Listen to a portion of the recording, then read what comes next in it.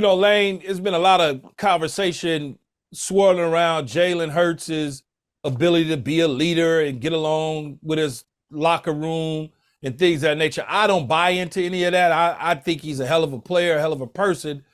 What do you have to say about some of the noise that's out there about Jalen and the pressure that's on him this year? Well, that's the beauty of football, man. Whenever the season isn't going on, the fans they all live by kind of the drama that's filled with it. I think Jalen handles it in a very mature way. He's vocal when he needs to be. He's got a real tight bond with his teammates. But I think Jalen, with his work ethic and how he prepares himself, I think that speaks volumes. And a lot of times with guys in the building, a talk doesn't go a long way. It's more actions and how you work every day. So he's got that down. I know he's anxious to get the season started.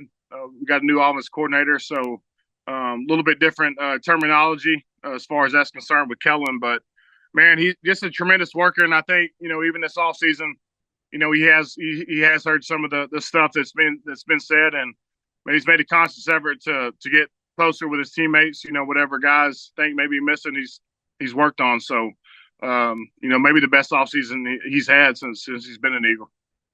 Is this the best? Even though you won the Super Bowl, is this the best offensive skill position players or offense in general that you've been around when you look in the huddle and all of a sudden there's Saquon Barkley, A.J. Brown, Devontae Smith, Jalen Hurts, Dallas Goedert, the tight end? I mean, when you look around, you say to yourself, well, I won the Super Bowl, but this group might be better. Yeah, I mean, there's definitely seasons, during the spring and OTAs, you can look around and be like, the forecast for this year is going to be such as, when you do look at our group, man, it's special. We got a running back there. I never thought that, would be on our team.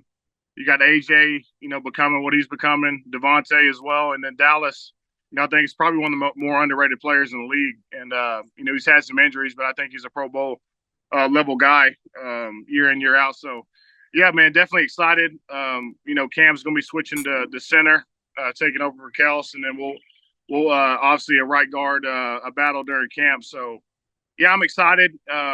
Just because you're talented doesn't mean things mesh well. But, with our guys and how long they've been together, with the exception of Saquon, have been together for some time. So then you look at your new offensive coordinator. You mentioned Kellen Moore coming in from Los Angeles Chargers, not San Diego Chargers, by way of the Dallas Cowboys. You got rid of your offensive coordinator from a year ago. You started the season at 10-1, and then all of a sudden y'all just fell flat ass right on y'all face. How do you change? How are you gonna change any of that so you don't repeat the same things on the offense as well as going 10-1 and then faltering at the end of the season? Yeah, it's like whatever plan of attack we had, and even with the record 10-1, a lot of those games were very close victories. And when you have a team that's talented and even some of those wins feel like losses because we didn't achieve what we wanted to, felt like we left a bunch of points on the board. So, that happened. We tried. It felt like the effort wasn't a problem, and I felt like we had a hard time. With kind of different blitz packages, really in Tampa Bay, when you saw us, how we matched up with them during the playoffs, we had a hard time with blitz protection. And really, I think our philosophy of attacking that wasn't good and got exposed. So going into this year, I mean, Kellen brings a dynamic offense. I think it's put up a lot of points over the years. I remember watching, Dallas, when he was with there, just, he knew when to go tempo. He knew when to implement the quick game.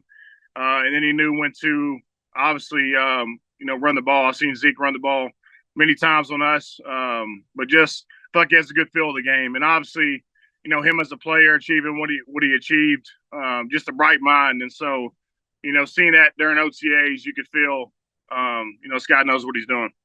We absolutely hope you enjoyed this video.